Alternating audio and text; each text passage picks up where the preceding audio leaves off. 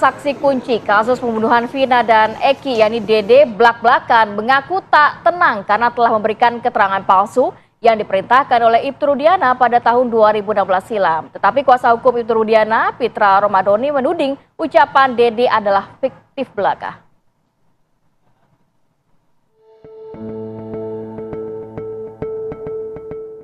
Misteri pembunuhan Vina dan Eki pada Agustus 2016 silam memasuki babak baru.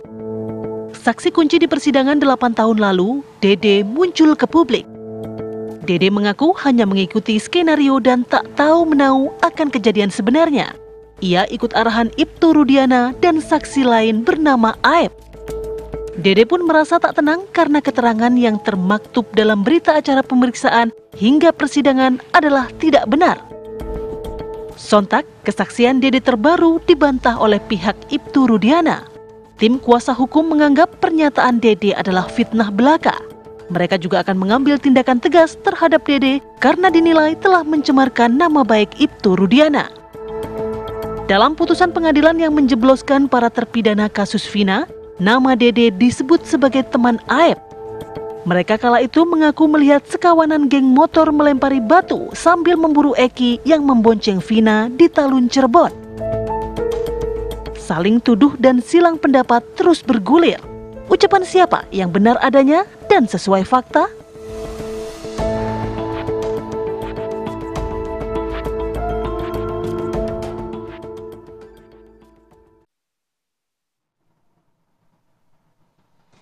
Ya, Dede mengungkapkan, pemirsa, ini saksi kunci kasus pembunuhan Vina dan Eki. Dede akhirnya angkat bicara. Dede mengungkapkan dirinya tidak mengenal para pelaku. Dede menceritakan pertemuannya dengan saksi Aep dan Rudiana. Dede juga menyatakan dirinya tidak mengetahui sebenarnya mengenai peristiwa tersebut. Berikut adalah penjelasan dari Dede dalam tanya jawab dengan Ketua Umum DPN Peradi Oto Hasibuan. Oke, setelah kantor-kantor polisi, ya, apa yang terjadi? Ya saya tanya, mau ngapain di sini? Buat keterangan saksi kan? Saksi siapa? Pak Rudiana yang anaknya meninggal. Oh, itu kata Aep. Iya. Ya. Nah, kemudian kamu bertemu dengan Rudiana di mana? Di situ juga? Di situ juga. Saya tahu Rudiana pun saat di situ. Oh, kamu kenal Rudiana saat di situ? Saat di situ. Waktu dia pakai baju apa dia? Baju preman atau baju? Baju preman sih, Pak. Baju biasa. Tertulis ini. Apa? Dikenalkan sama Aep siapa ini gitu? Iya, dikenalkan sama Aep. Ini Pak Rudiana. Nah, dikasih tahu ini Pak Rudiana. Ini Pak Rudiana. Apa lagi?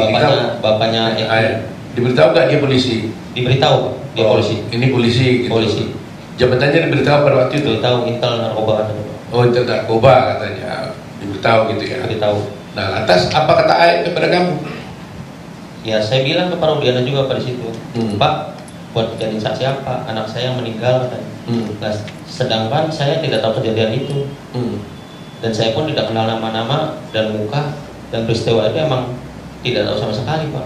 Nah, terus apa kata Rudiana? Kata Aep Rudiana, ya bilang, Pak, ya udah ntar saya kasih tahu katanya. Ya setelah dikasih tahu, pada saat nongkrong di situ, pada saat ke warung ada orang segerombolan nongkrong, terus melihat pelemparan batu kepada anaknya Pak Rudiana. Nah, terus dilempar batu itu tidak kena, terus pengejaran membawa bambu. Nah, terus setelah itu ya tidak tahu kejadian itu lagi, Pak. Setelah pengajaran tidak tahu. Sudah sampai situ doang. Tadi kan kamu ceritakan bahwa kamu diarahkan oleh Aep dan Rudiana. Saya mau lihat perannya masing-masing. Aep ngomong apa, Pak Rudiana ngomong apa? Aep ngasih tahu, bilang aja ya ada segerombolan orang di situ, Pak. Baik. Terus Pak Rudiana? Pak Rudiana ngasih tahu masalah motor sama nama, Pak. Sama nama? Iya, motor dan nama saya tahu dari Pak Rudiana, dikasih tahu sama Pak Rudiana. Oh, nama-nama pelaku. Nama-nama pelaku. Iya. Apa katanya waktu itu? Kan saya bilang saya nggak kenal, Pak, nama-nama pelaku. Muka pun nggak kenal. Terus kata Pak Rudiana, ya udah ntar saya kasih tahu nama-namanya pelakunya.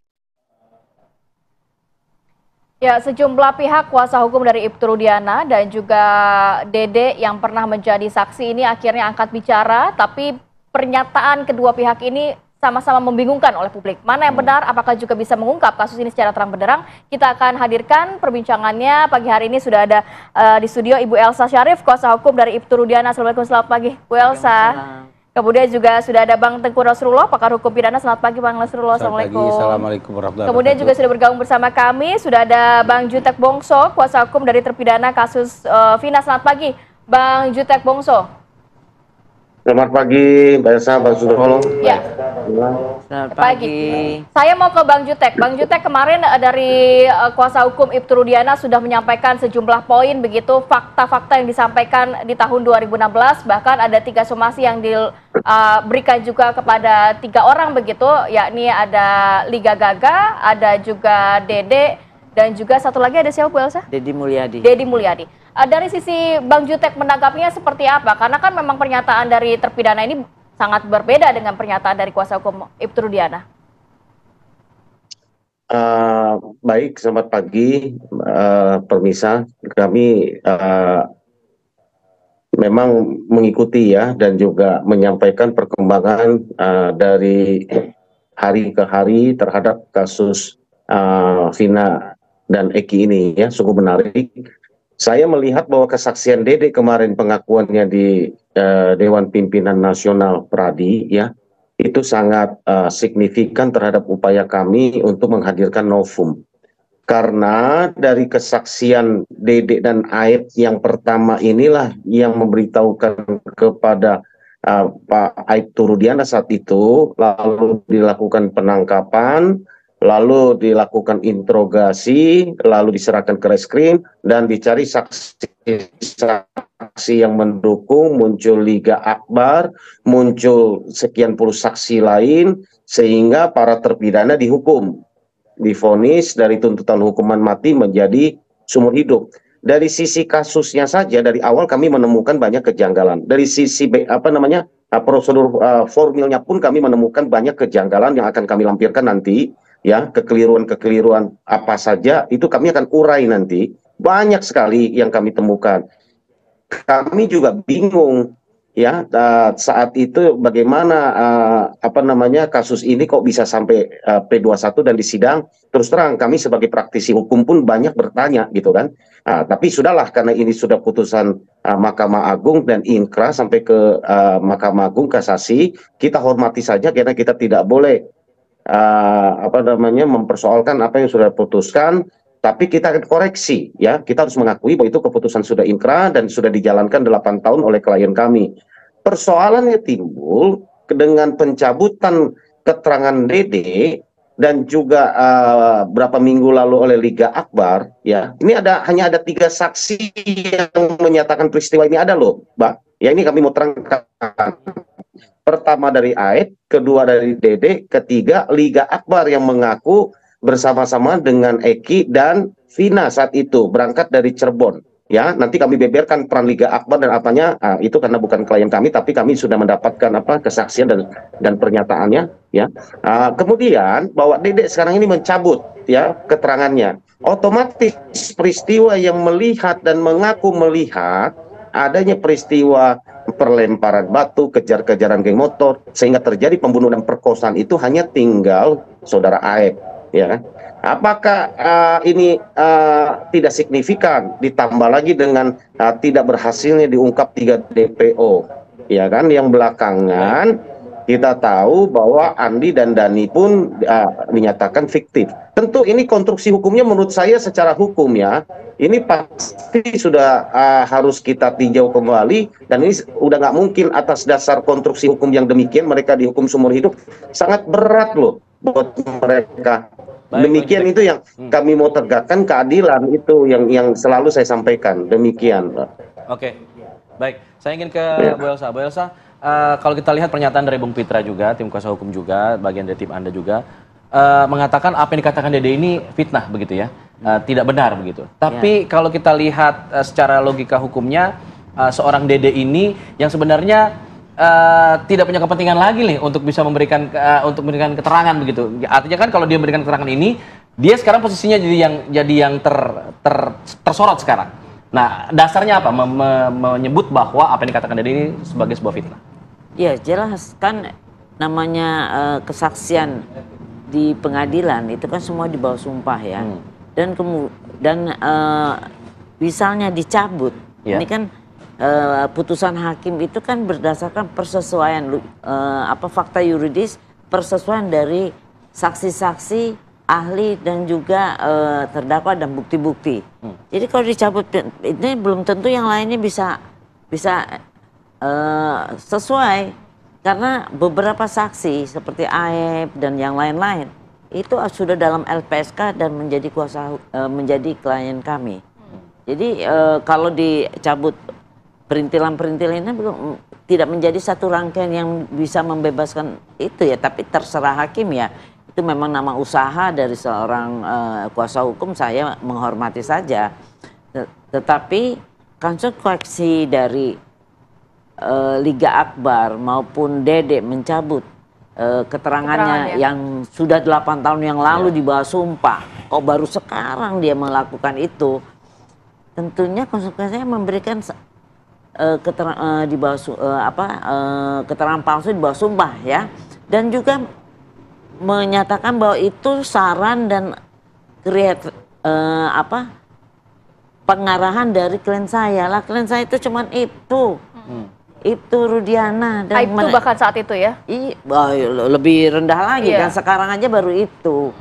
Jadi waktu dulu lebih rendah lagi, dan kemudian kan ini perkara hanya 3 hari di Cirebon, tapi kan diambil alih oleh Polda Jawa Barat dan kepangkatan dari Direskrim itu adalah kombes. Mana bisa dia cawe-cawe ke sana.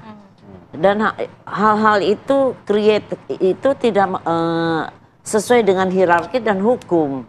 Ya, jadi kami memperingati kemarin, karena kan peraturan dari Kapolri, hal-hal yang disebarluaskan secara media yang membuat suatu framing, menjadikan ujaran kebencian pada klien kami yang notabene-nya yang faktanya adalah seorang korban.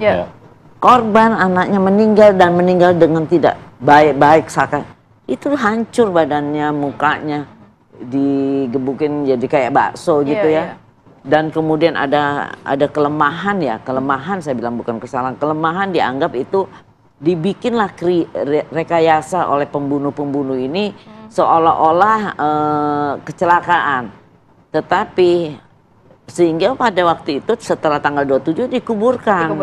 Dikuburkan, tapi sebagai seorang penyidik dia melihat motornya utuh, lihat helmnya utuh, bagus, handphonenya bagus. Rusak, jadi kenapa anak saya rusak? Rusak, hancur lebur. Karena itulah dia berpikir, terus melakukan satu investigasi, dapatlah kabar dari AEP dan Dede. Baru dia tahu. Tolong ya, nanti kalau ada anak kenal orang itu, tahu kenal sekali tidak, tapi saya tahu. Jadi BAP itu hasil dari pemeriksaan yang sudah diamankan oleh pihak kepolisian, bukan dari Ibnu Rudiana loh.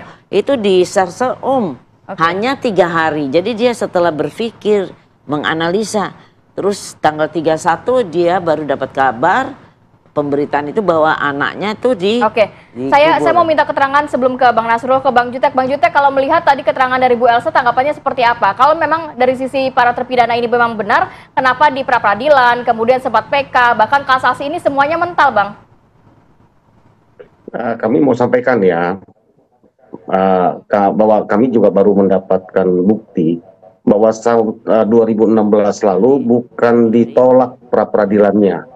Ya, tapi tidak pernah peradilan di 2016 ditolak. Itu tolong dicatat terhadap kasus Peggy ini, terhadap kasus 7 terpidana ini, ya 8 yang dihukumnya 8 tahun misalkan, itu gugur oleh karena sudah keburu masuk ke pengadilan dan mulai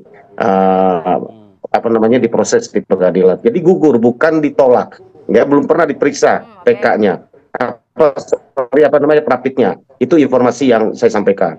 Ya, kami baru dapat ini petikan putusannya kemarin. Ya, karena kami bukan kuasanya waktu tahun 2016 lalu. Kemudian yang kedua, ya, terkait dengan kesaksian Dede ini, apakah kita anggap dia main-main, hanya cari panggung atau dia menyampaikan kesaksian palsu atau apa, ya biar publik yang menilai. Dia sudah menyatakan dia siap menggantikan para terpidana di dalam penjara, ya, akibat kesaksian dia yang membuat para terpidana itu sudah 8 tahun mendekam. Sampai offline ya kami tanya loh sama Dede, Dek, kalau kamu siap dihukum yang seberat-beratnya akibat kesaksianmu, ini para terpidana ini berada seumur hidup dan sekarang sudah jalani 8, ya, ibunya dan kakaknya menangis dan ya ini offline ya, dia katakan apa? Siap Pak, ya kami siap. Bayangkan kalau dia main-main dan kesaksian ini tidak sebenarnya, ya buat apa dia? Ini logika yang kita pakai ya. Ini yang kami mau sampaikan. Baik. Tapi sudahlah nggak apa-apa. Masing-masing punya apa pandangan, persepsi. Ya ini kan kita hukum ya, bukan soal kita pandangan kita pengadilan medsos ya, bukan. Tapi ini saya mau sampaikan kepada publik. Coba tunjukkan sama saya di Indonesia ini ada yang mau mengaku saya ini loh yang pembunuh. Dulu yang terungkap yang Sengon dan Karta itu kan karena ada pembunuhnya yang mengaku di penjara lalu diproses. Yang ini mudah-mudahan dengan pengakuan Dede dan siap menggantikan, ini mudah-mudahan ini akan terungkap. Saya pikir di Indonesia ini coba tunjukkan sama saya lah yang mengaku melihat itu dan siap untuk dihukum masuk ke dalam dan betul, dan itu ada apa namanya pasang badan gitu ya. Saya pikir tidak ada lah ya. Kalau saya lihat normal, yang ada mungkin dia larikan diri atau dia sembunyi, nggak berani keluar dan sebagainya. Tapi ini menurut kami ya, tapi silakan saja, namanya juga masing-masing kita akan membela kepentingan klien kita kan. Kami hanya ingin mencari novum sekali lagi. Kalau memang terpidana ini, klien kami ini bersalah, silakan. Mau dihukum naikkan jadi pidana mati pun tidak apa-apa. Tapi kalau mereka tidak bersalah atas apa yang mereka tidak lakukan dan peristiwa itu tidak ada, jangan gitu. Itu aja Pak. Baik. Ya. Sudah tangkap Bang, maksudnya Bang Jutek. Oke. Bang Nasrullah, kalau kita lihat apa yang disampaikan nih, kita lihat sama-sama apa yang disampaikan oleh Dede, ya siap pasang badan, siap menggantikan, tapi kan implikasi hukumnya tidak semudah itu Bang. Artinya meskipun dia mengaku begitu, kita tidak tahu siapa kemudian pelaku sebenarnya, meskipun dia mengaku begitu, memberikan keterangan palsu. Nah, apakah memang semudah itu bisa menggantikan? Nanti dibahas saja deh ya. Mohon izin Bang ya, kita harus jeda dulu. Kita kembali saat lagi, tapi di sini di Apa Kabar Indonesia Pagi. Baik, sebelum saya ke Bang Nasrullah, kita sampaikan dulu informasi ini pemirsa. Setelah viralnya video pengakuan Dede di media sosial, tim kuasa hukum dari Ibtu Rudiana ini menyatakan mensomasi ketiga orang karena dinilai telah menyebarkan fitnah. Nah, ketiga orang itu adalah saksi dalam kasus pembunuhan Vina dan juga Eki, yaitu Dede, Liga Akbar, dan juga pemilik channel YouTube. Kuasa hukum Ibtu Rudiana, Pitra Roma Doni Nasution menyatakan pihaknya telah melayangkan somasi kepada 3 orang. Dan menurut Pitra, kesaksian Dede di kanal YouTube merupakan fitnah terhadap Ibtu Rudiana. Ketiganya diberikan waktu 3 kali 24 jam untuk meminta maaf kepada Ibtu Rudiana. Jika tidak, maka pengacara akan melanjutkan ke proses hukum. Kesaksian Dede merupakan saksi di kasus pembunuhan Vina dan Eki viral di media sosial. Dede dan juga AF merupakan pihak yang memberikan kesaksian dalam kasus tersebut yang berakhir pada penangkapan para terpidana. Saudara Dede ya, yang menyatakan bahwasanya ya Ibtu Rudiana ini menyuruh dia untuk merekayasa keterangan agar seolah-olah tahu, agar seolah-olah keterangannya seperti ini sesuai dengan permintaan Ibtu Rudiana. Itu adalah fitnah dan pencemaran nama baik bagi Ibtu Rudiana. Karena memang ini sudah viral dan sudah membuat fitnah di tengah-tengah masyarakat, maka per hari ini resmi kami somasi terbuka saudara Dede. Oke. Yang kedua, kami juga melakukan somasi terhadap Dedi Mulyadi karena telah membuat video dan menyebarkan berita bohong ataupun fitnah dan mendistribusikan terkait dengan muatan yang mencemarkan nama baik. Ini.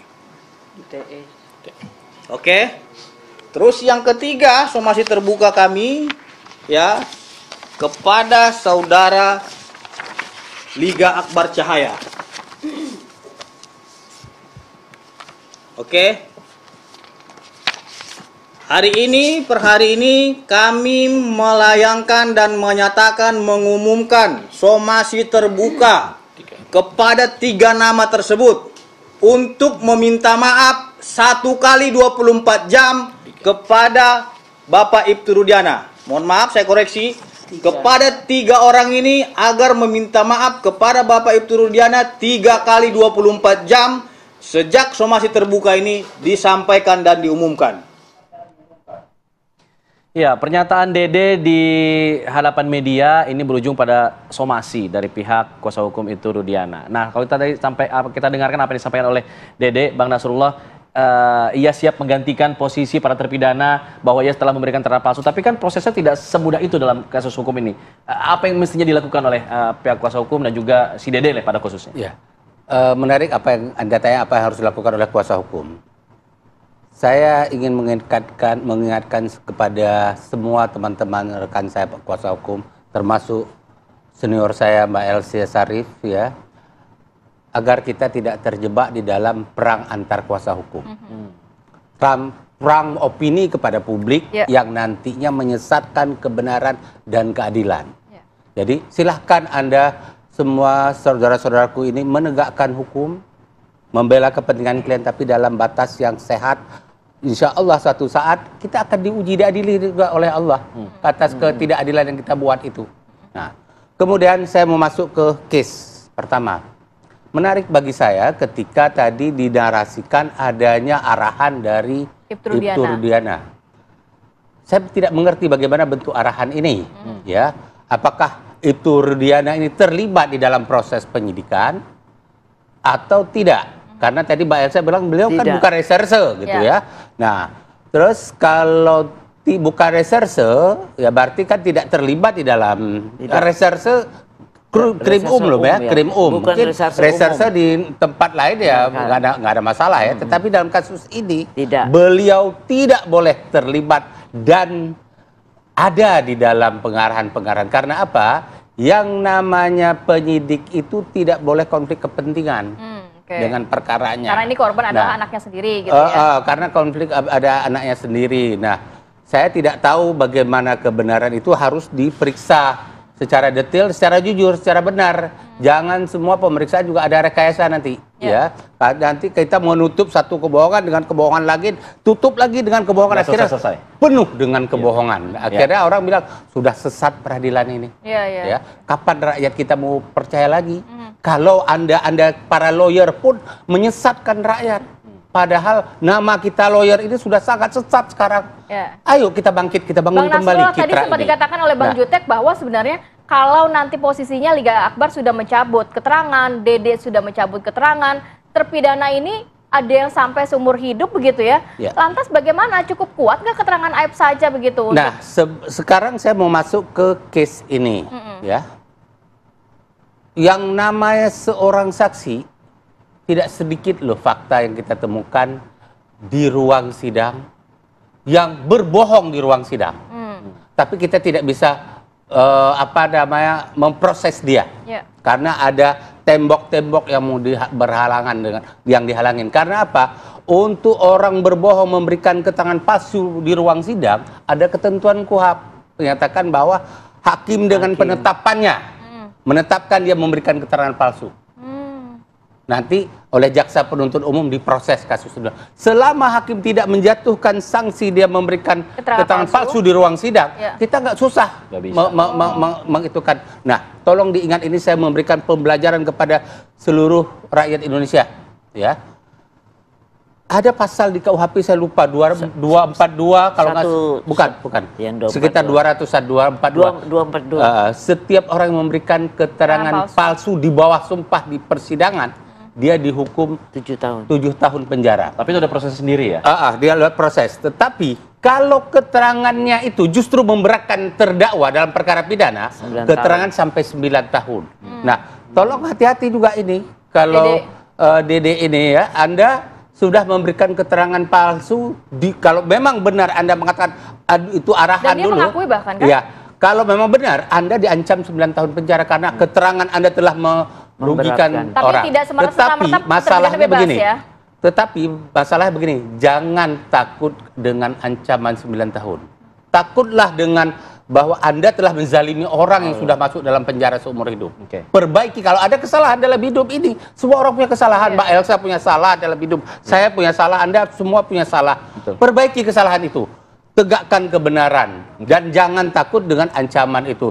Tadi kan dibilang rekan lawyernya Pak Rudiana akan bukan lawyernya Pak Pitra. Wah, akan kami lapor somasi. Jangan gentar kalau memang Anda benar. Kalau benar. Tapi kalau memang Anda sudah keliru dalam membuatkan statement-statement tadi, minta maaf. Apa yang disarankan oleh Fitra tadi, ya lakukan. Minta maaf, saya keliru. Tapi kalau Anda benar, yakin Anda benar bahwa inilah kebenaran dan ini kesempatan bagi Anda menegakkan kebenaran, no problem. Dah dihukum 9 tahun, bisa saja Anda tidak sampai 9 tahun, mungkin 9 bulan diberikan oleh hakim. Karena apa? Anda telah memperbaiki keterangan yang palsu. Anda mengambil resiko, bisa saja hakim meringankan. Dalam kasus Pak Sambo itu, yang menembak itu, bahkan dihukum sangat ringan. Karena apa? Dia telah mengungkapkan kebenaran. Nah, tapi ingat, ya, proses keterangan yang disampaikan ini termasuk keterangan Anda barusan. Proses yang keterangan yang diberikan oleh beberapa orang saksi tadi yang mencabut keterangannya tidak ujuk-ujuk. Karena apa? Keterangan mereka di ruang sidang itu telah menjadi fakta persidangan. Berdasarkan fakta persidangan inilah kemudian oleh hakim diolah bersesuaian satu dengan yang lain menjadi fakta hukum. Berdasarkan fakta hukum itulah kemudian diputuskan oleh hakim. Dan putusan itu sudah berkekuatan hukum. Sedikit-sedikit. Penting ini karena ujungnya kalimat di sini.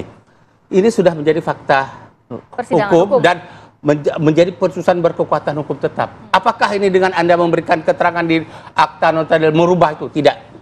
Tidak. Tetapi bisa berubah kalau misalnya tim lawyernya menjadikan ini sebagai bukti baru. Bukti baru nanti kan diperiksa mereka di sidang PK, di sidang tahap di pengadilan. Tingkat pertama, bukan langsung di MA ya. Diperiksa mereka di situ. Di bawah sumpah mereka memberikan keterangan, diperbaiki, dicatat oleh panitera semua, dikirim oleh majelis ke Mahkamah Agung. Berdasarkan itulah Hakim Agung akan memeriksa ini benar fakta baru apa tidak. Baik. Dengan somasi yang dilayangkan oleh Ibtu Rudiana, artinya Ibtu Rudiana pasti di sini punya bukti-bukti yang menguatkan pernyataan beliau tentunya kan ya Bu ya. Nanti saya ingin dalami soal itu usai jeda ya. Nanti kita juga lihat bagaimana laporan langsung dari PN Cirebon di segmen selanjutnya. Tetap di sini di Apa Kabar Indonesia Pagi. Pemirsa, kuasa hukum mantan narapidana Saka Tatal mempertimbangkan untuk menggugat Dede, saksi kunci kasus Vina dan juga Eki. Menurut pengacara dari Saka Tatal, Dede merupakan salah satu saksi yang membuat 8 orang ini ditangkap hingga masuk ke penjara. Ya, hal ini dikatakan oleh Titin Prialianti. Selain Dede, sejumlah saksi yang membuat Saka Tatal dan terpidana lainnya di penjara akan digugat juga. Kesaksian Dede membuat 8 orang ditangkap dalam kasus Vina Eki tahun 2016 silam. Nama saksi Aep dan juga Dede termuat dalam berkas putusan sidang pengadilan kasus Vina dan juga Eki. Dari keterangan orang tua korban Eki yaitu Rudiana, Aep dan Dede memberikan kesaksian soal sekelompok anak muda yang melakukan keributan pada Sabtu malam 27 Agustus 2016 di Jalan Perjuangan Cirebon. Nah, Rudiana dan beberapa rekannya kemudian membawa 8 orang, salah satunya adalah Saka Tatal ke Polres Cirebon Kota untuk diinterogasi. Saka Tatal berulang kali menyatakan dirinya tidak bersalah hingga mengajukan peninjauan kembali atau PK. Nah, sidang PK Saka Tatal akan mulai digelar di Pengadilan Negeri Cirebon pada hari Rabu 24 Juli 2024. Dulu kan memang pernah dihadirkan tetapi diarahkan sesuai BAP gitu Pak. Kita juga sedang mempertimbangkan saksi-saksi lain yang kayak kemarin memang adanya kehadiran Dede yang tiba-tiba yang sebetulnya dulu kenapa 8 orang itu ditangkap? Karena ada pengakuan dari Dede dan Aep yang menyatakan melihat terjadinya kejar-kejaran, melihat pemukulan, dan menyebutkan secara spesifik siapa-siapa saja pelakunya. Kita juga sedang mempertimbangkan itu, apakah bisa dihadirkan atau tidak. Karena kalau misalnya Dede menyatakan dia tidak pernah melihat peristiwa tersebut, berarti apa yang terjadi di 2016 pada tanggal 27 Agustus itu memang tidak pernah terjadi. Jadi mudah-mudahan kita juga dengan tim sedang menggodok itu, apakah ada saksi-saksi, karena kan sekarang bermunculan saksi-saksi yang awalnya kami begitu sulit mencari saksi, Mbak.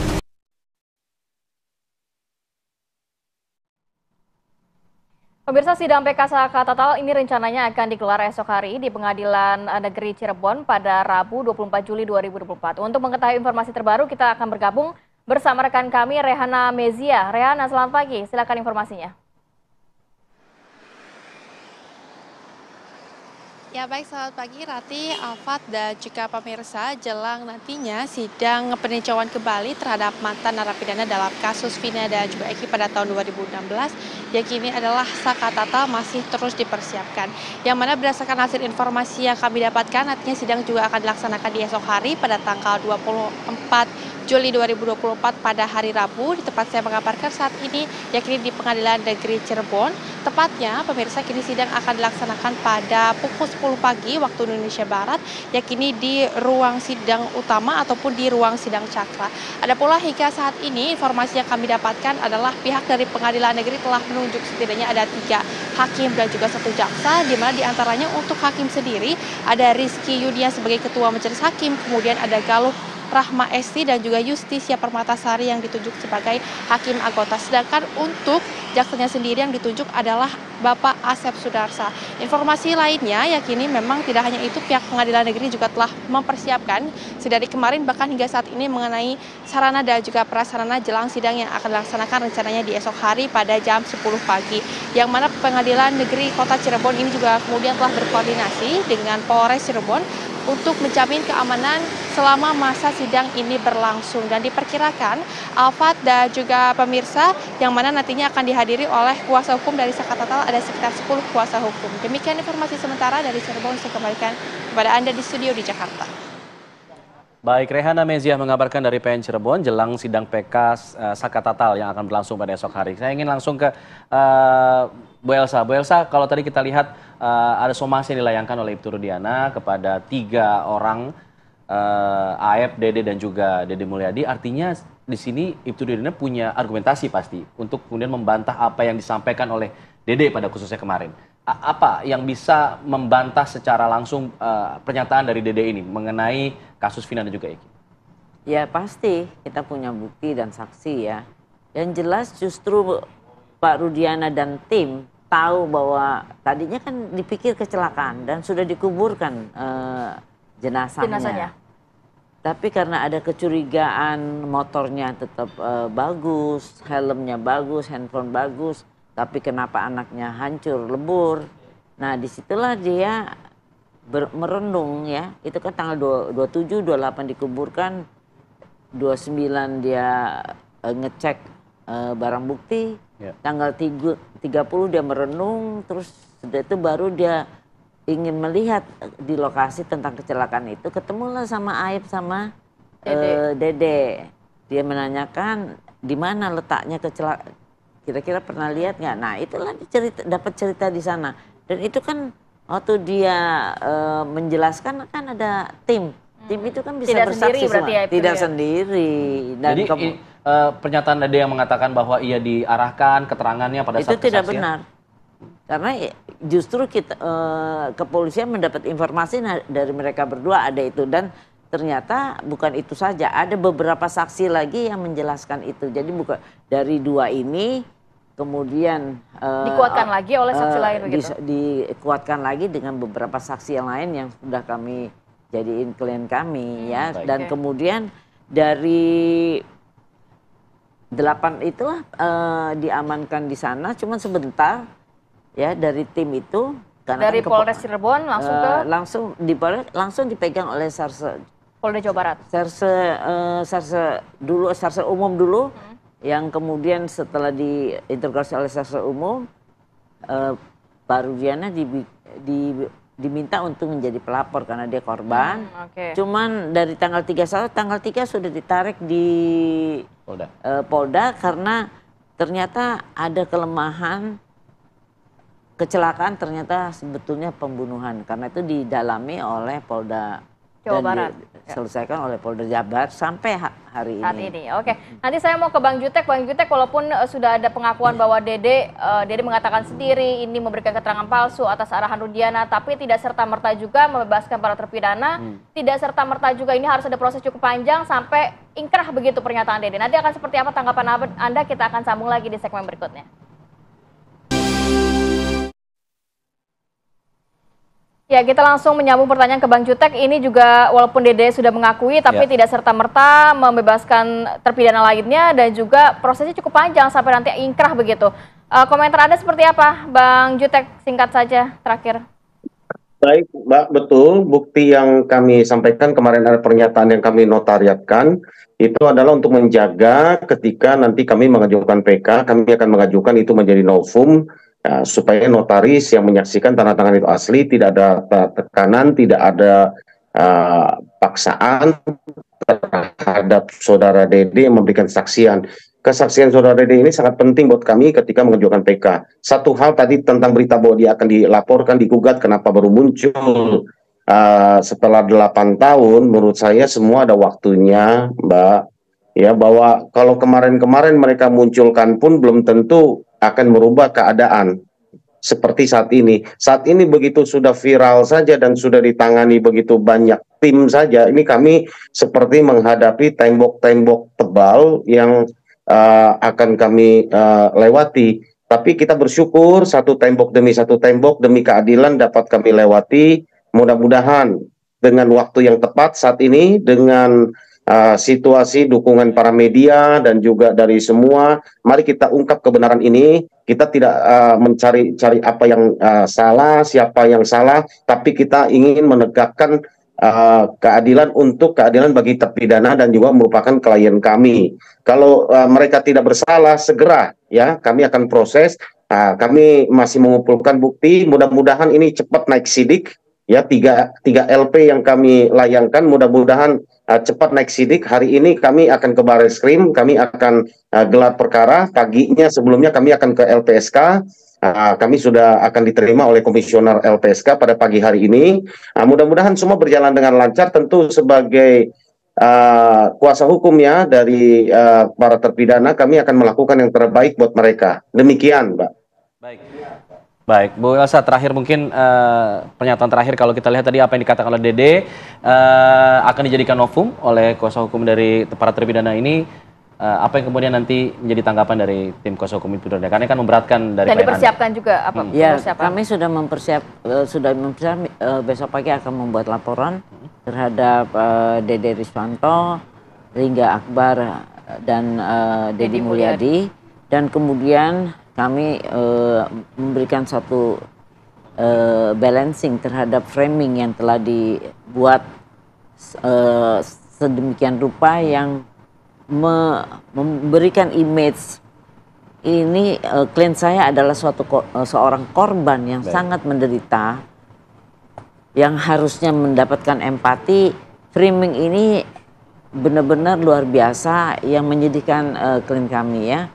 Karena itu klien kami mencari keadilan dan kebenaran. Upaya-upaya hukum silakan, tetapi sesuatu yang menfitnah dan membuat framing korban menjadi seolah-olah menjadi suatu kriminal, itu benar-benar luar biasa dan kami akan lawan itu dan menjadikan balance. Baik, terakhir Bang Nasrul, singkat saja. Ya, saya ingin menyampaikan himbauan kepada dua pihak. Pertama, orang tua. Yang namanya orang tua, didiklah anak dengan benar. Anda lihat ketika anak-anak tidak terdidik dengan baik, apa yang terjadi? Begitu banyak geng motor yang melain celurit segala macam. Apakah Anda, para ibu dan bapak, mau anak-anak Anda menjadi seperti itu? Didik, kontrol mereka setiap hari. Lakukan bagaimana dia berteman. Jangan lepaskan anak, karena ada nasib orang lain yang terzalimi oleh anak Anda. Kemudian generasi muda, janganlah jadi generasi muda seperti bandit kayak begitu, bangga bisa itu. Rubahlah bagaimana terzalimi orang, ya, karena perilaku Anda. Dan terakhir, kalau itu hanya kita himbau kepada generasi muda dan orang tua, mereka tidak punya kewenangan. Anda loh, para aparat penegak hukum, polisi, jaksa, hakim, para pengacara, kita bisa berbuat sesuatu untuk memperbaiki keadaan. Kapan lagi Anda ingin berbuat? Sekarang Mbak Elsa, ini pengacara senior sekali di wanita, dalam wanita Kasanah pengacara Indonesia wanita. Beliau ada di ranking 5 besar untuk Indonesia. Bang Otto Hasibuan, Anda juga ketua Peradi, ya. Ayo sinergikan, komunikasikan dengan baik ini agar menemukan kebenaran. Jangan bertahan di titik masing-masing yang menyesatkan. Oke, baik, terima kasih banyak Bapak Ibu sudah hadir pagi hari ini. Sehat selalu. Assalamualaikum. Waalaikumsalam.